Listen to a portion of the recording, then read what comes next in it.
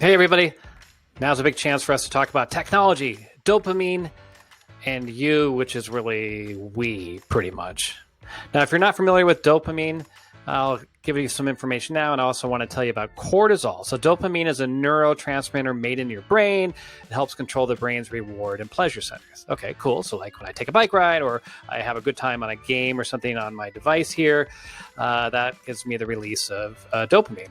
Now, cortisol is that main hormone involved in stress and fight or flight. So if I'm driving, or again, back to biking on the street, car almost runs me over, bam, I've got all this cortisol. And to get rid of that, I'll bike some more, and then I'll get hit with more dopamine and go on from there. Now, because of that, it's easy to become addicted to our devices because they are smart now, and they go ahead and give us a mixture of cortisol and dopamine to increase that interest in using the device over and over. So essentially, it's kind of like a slot machine. Every time you get a notification on your phone or maybe on your computer, you don't really know what it is. So you have that cortisol sort of stress response. What is it? And then when you see it, hopefully if it's a good thing, you'll get that dopamine hit. But unfortunately, that usually means you're a bit addicted. Now, this has been a long time coming. There's an evolution of technology addiction, right? I mean, back in the 70s, I used to play these arcade games. I'd put in a quarter and I'd play, and I'd have all this dopamine while I was playing it. And then I would miss that dopamine after I stopped playing it. So maybe I'd put in another quarter. But I had to go someplace and I had to play it, and then I had to leave, and I'd run out of money and things. Later on, you could talk your parents into these console devices, and then suddenly I could play all the time. So it was dopamine every day, all the time. Now, how addictive could that be? That increased with computers as there were more powerful processors to do even more interesting things, get even more dopamine. And that moved on to things like internet games. You might be familiar with World of Warcraft. Probably has 10 million users on it now. There could be hundreds of thousands or more users on it any one time. And so I'm getting my dopamine hit from playing the game. But now I have a community that surrounds me, so I can hang out with my friends and things like that. So that's kind of a fun place to hang out. Again, maybe I'm a little more addicted.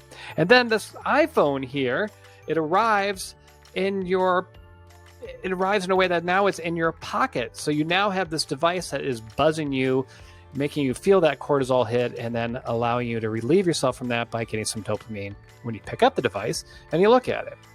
So because of that, because there's so many ways now to get your attention, there's this massive competition for your attention. You have far less attention than there are interesting things to look at. And we all know that by looking at Facebook and their algorithms, or Twitter, or whatever you might look at, Instagram, and how they feed you things that make you want to keep on scrolling and keep on looking. So ultimately, this iPhone or whatever mobile device you use, or maybe your laptop or your tablet or your watch, is basically a dopamine delivery device. It hits you with that cortisol, and then the dopamine is next to help you out. Now, this is a result of asymmetric goals. So companies out there, think of those big social media giants or gaming companies, they want you addicted. So they do everything they can to get your attention, often by using cortisol and dopamine. You, on the other hand, you have these devices because you want to increase your happiness or your efficiency or whatever. So these are conflicting goals. Interestingly enough, the asymmetric goal, or at least the goal on the side of, let's say, the game developer, is often created by an algorithm that itself is created by a bunch of dudes probably in their 20s and 30s. Now, there are all kinds of religions, races, and creeds that are doing that, but you do have a bunch of young dudes that are writing algorithms to get you addicted. I don't know. Is that a problem?